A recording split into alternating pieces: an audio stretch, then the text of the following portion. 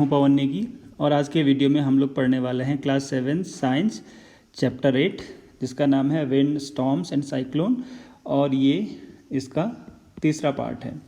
तो पार्ट 2 में हम लोग ने विंड प्रॉपर्टीज़ और कुछ वेदर फिनोमिना के बारे में पढ़ा था।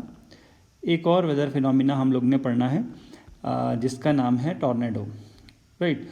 तो साइक्लोन तक हम लोग पढ़ चुके थे। तो टॉर्नेडो क्या है, आइए शुरू करते हैं। So tornado is a rapidly rotating column of air that is in contact with both the surface of the earth and a cumulonimbus cloud or in rare case the base of a cumulus cloud. तो basically tornado है क्या, एक column of air है, rapidly rotating column of air जो earth के contact में भी है और क्लाउड के कांटेक्ट में भी है। जो क्यूमुलोनिम्बस और क्यूमुलस आप देख रहे हैं ये क्लाउड के टाइप हैं। इतना डिटेल में फ़िलहाल आपके पास नहीं है, पर ये समझ लीजिए ये जो क्यूमुलोनिम्बस और क्यूमुलस है these are the types of cloud. तो जो रोटेटिंग कॉलम ऑफ एयर है that is in contact of the earth and this cloud, तो उसको हम कहते हैं टॉर्नेडो। अब आइए आगे समझते हैं इसके बारे में। Most tornadoes form from thunderstorms. Thunderstorm के बारे में हम पहले पढ़ चुके हैं। When cold and hot air masses meet they create instability in the atmosphere. Stability का मतलब होता है जब क्लियर स्काई हमें दिखाई दे, शाइनी डे जब हो, क्लियर स्काई हो, तो उसको हम कहते हैं स्टेबल एटमॉस्फेयर। और थंडरस्टॉर्म के टाइम में या टॉर्नेडो के टाइम में ऐसा नहीं होता है, सो उसको हम कहते हैं instability, right. A change in wind direction and an increase in wind speed with increasing height creates an invisible horizontal spinning effect in the lower atmosphere. तो कई सारे कॉजेज हो सकते हैं टॉर्नेडो बनने के। उसमें से क्या है कि जो ज़्यादातर जो टॉर्नेडोज हैं they form in the thunderstorms, from the thunderstorm, जिनके बारे में हम पहले पढ़ चुके हैं।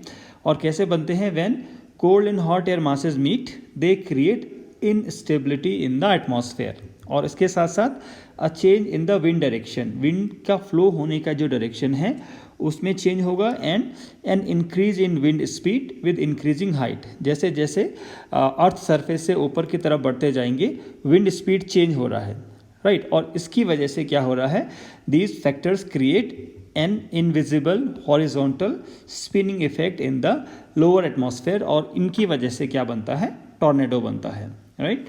इसके साथ साथ rising air within the updraft tilts the rotating air from horizontal to vertical. तो इस सिचुएशन में जो ऊपर उठने वाली एयर है वो क्या होती है, उसकी वो हॉरिजेंटल से वर्टिकल, हॉरिजॉन्टल डायरेक्शन ये हुआ, इससे किस में चेंज हो जाती है, वर्टिकल डायरेक्शन में चेंज हो जाती है। और इसकी वजह से हमें क्या मिलता है, टॉर्नेडोज देखने को मिलता है। इंडिया में इतने फ्रीक्वेंट नहीं है, right. So most of the tornadoes are weak. ज़्यादातर जो टॉर्नेडोज हैं वो वीक हैं, बट कई बार कुछ मिनट तक भी ये एक्सटेंड कर सकते हैं, तो वो काफ़ी डिस्ट्रक्टिव हो सकते हैं। और जो वायलेंट टॉर्नेडो है उसकी स्पीड कम से कम कितनी हो सकती है, 300 किलोमीटर पर आवर। तो बहुत तेज़ स्पीड से जो टॉर्नेडो है वो ट्रैवल कर सकता है, राइट। और टॉर्नेडो में form with in cyclone, thunderstorm में भी बन सकते हैं, साइक्लोन में भी बन सकते हैं। और टॉर्नेडो के साइज़ भी वेरी कर सकते हैं, अलग अलग हो सकते हैं। कुछ टॉर्नेडो काफ़ी छोटे हो सकते हैं जिनका डायमीटर मीटर्स में हो सकता है, और कुछ काफ़ी बड़े हो सकते हैं जिनका डायमीटर किलोमीटर में हो सकता है। So the tornado can be small as a metre and as a large as a kilometre. तो ये कुछ बेसिक चीज़ें हमने पढ़ी अबाउट द टॉर्नेडोज। तो ये आपको देख सकते हैं ये क्या है, टॉर्नेडो है। तो हमने कहा था ये क्या है, एक रोटेटिंग कॉलम ऑफ एयर है। तो ये जो आपको दिखाई दे रहा है ये रोटेटिंग कॉलम है, राइट। और ये किसके कांटेक्ट में है, ये अर्थ के कांटेक्ट में भी है, और साथ साथ ये किसके कांटेक्ट में है, क्लाउड के कांटेक्ट में भी है। और क्लाउड का नाम हमने क्या बताया था, क्यूमुलोनिम्बस, राइट, और क्यूमुलस क्लाउड इसके कांटेक्ट में होगा। अब होता क्या है, the funnel of tornado sucks dust, debris and everything near it base due to low pressure and throws them out near the top. तो ये जो आपको दिखाई दे रहा है this is what, this is the funnel of tornado, right. अब होगा क्या, यहाँ जो सेंटर में है यहाँ क्या है, लो प्रेशर। ऐसा हमने साइक्लोन में भी देखा था, सेंटर में क्या है, लो प्रेशर है। तो लो प्रेशर की वजह से जो भी चीज़ें इसके कांटेक्ट में आएगी ये इसको अपनी ऊपर की तरफ खींचेगा due to low pressure, right. तो ऊपर की तरफ खींचेगा और बाद में इनको यहाँ से थ्रू आउट करेगा। तो जो भी इसके बेस के कांटेक्ट में आएगा, जो भी चीज़ें, ये इनको यहाँ से ऊपर उठाएगा और यहाँ से फेंकेगा। बहुत हैवी चीज़ें भी ये उठा के फेंक सकता है बाहर। That's why the tornadoes can be very destructive, right? So the funnel of tornado sucks dust, debris and everything near its base due to low pressure and throws them out near the top.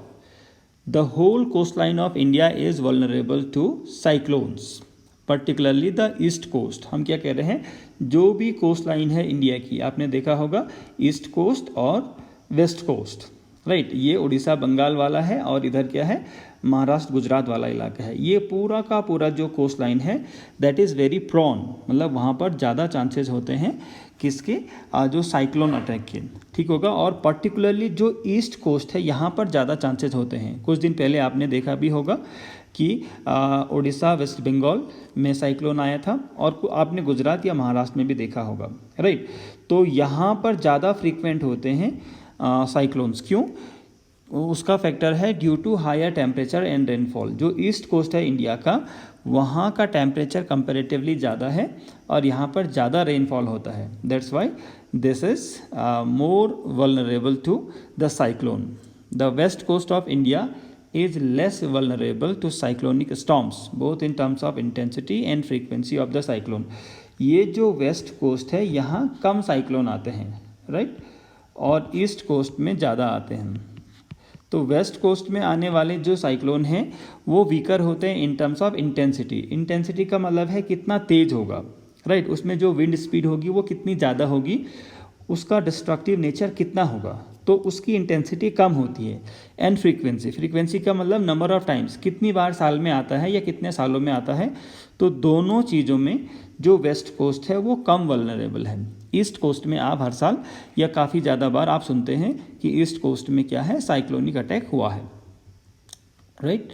सो इसके बाद हम देखते हैं effective safety measures. जब हम ऐसी किसी natural calamity को फेस कर रहे हैं तो क्या सेफ्टी मेजर्स हो सकते हैं जिससे लाइफ और प्रॉपर्टी का नुकसान कम से कम हो। तो क्या क्या सेफ्टी मेजर्स हैं?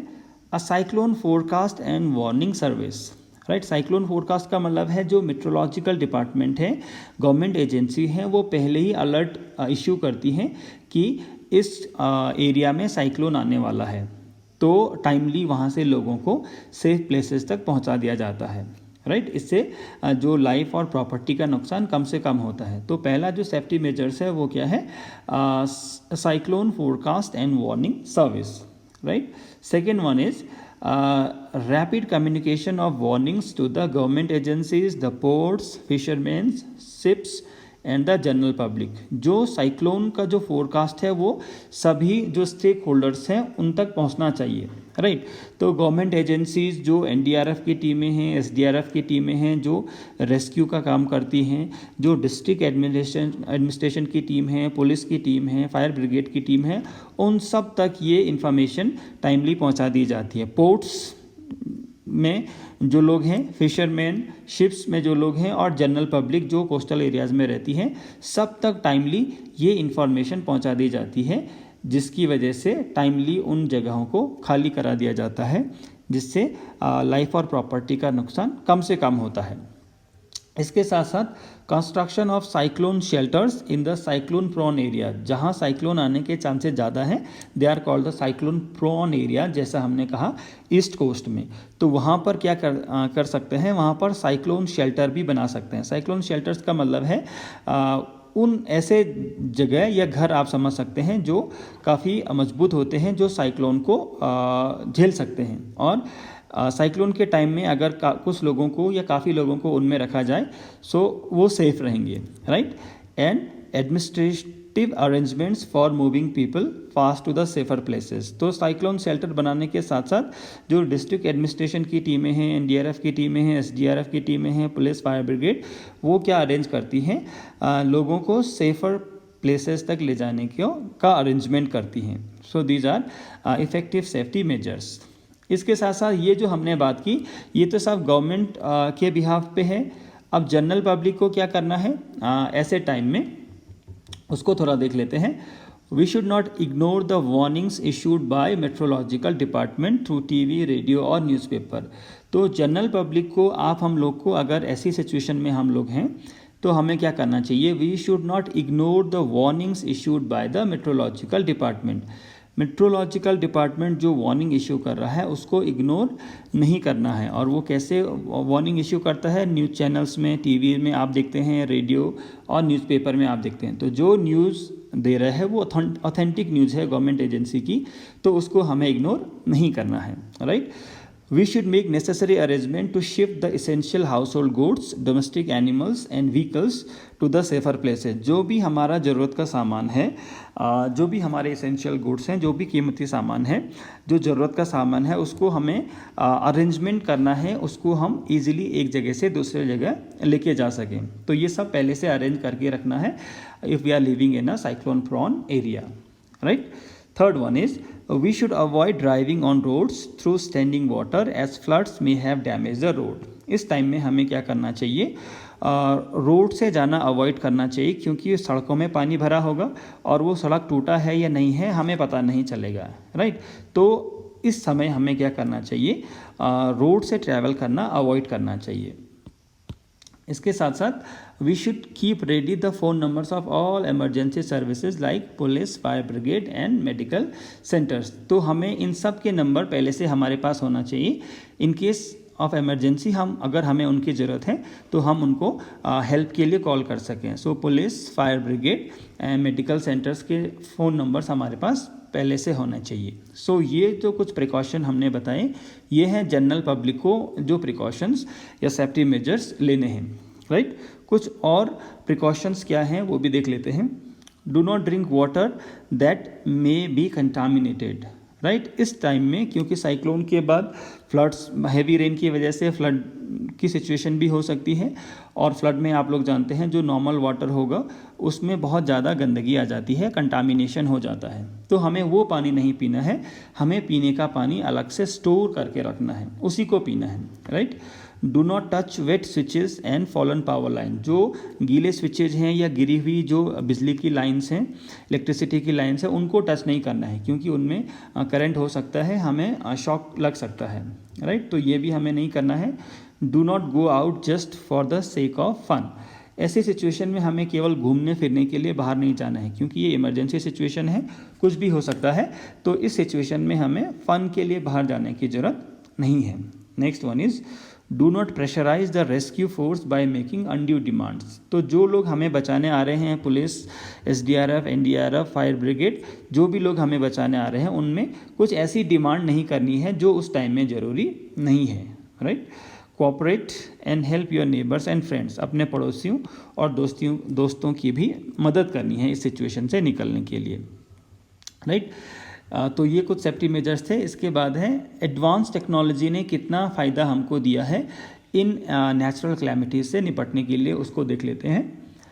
With the help of satellite and radars a cyclone alert is issued 48 hours in advance of any expected storm and a cyclone warning is issued 24 hours in advance। तो आज के टाइम में जो meteorological department है वो satellite और radars का use करता है to predict the cyclone forecast और वेदर फोरकास्ट। तो उसके हिसाब से वो लोग क्या करते हैं, एक साइक्लोन अलर्ट इश्यू करते हैं 48 आवर्स बिफोर 48 आवर्स। तो लगभग 2 दिन पहले अगर आपके पास ऑथेंटिक इन्फॉर्मेशन है कि साइक्लोन अटैक होने वाला है या साइक्लोन आने वाला है, तो हम लोग अपने लिए अरेंजमेंट कर सकते हैं, सेफ़र प्लेसेस में जाने के लिए हम लोग अरेंजमेंट कर सकते हैं। इसके साथ साथ साइक्लोन वार्निंग भी इश्यू की जाती है लगभग 1 दिन पहले, 24 आवर्स। तब भी हमारे पास सफिशिएंट टाइम होता है to move to the safer places, right. Next one is the message is broadcast every hour or half an hour when a cyclone is near to the coast. जैसे जैसे cyclone coastal areas के नज़दीक आ रहा है तब भी हर घंटे या आधे घंटे में क्या होता है, मैसेज ब्रॉडकास्ट करता है मेट्रोलॉजिकल डिपार्टमेंट। तो हर स्टेप पे हमें क्या मिल रही है, ऑथेंटिक इन्फॉर्मेशन मिल रही है अपने आप को बचाने के लिए, जिससे लाइफ और प्रॉपर्टी का नुकसान कम से कम हो, राइट।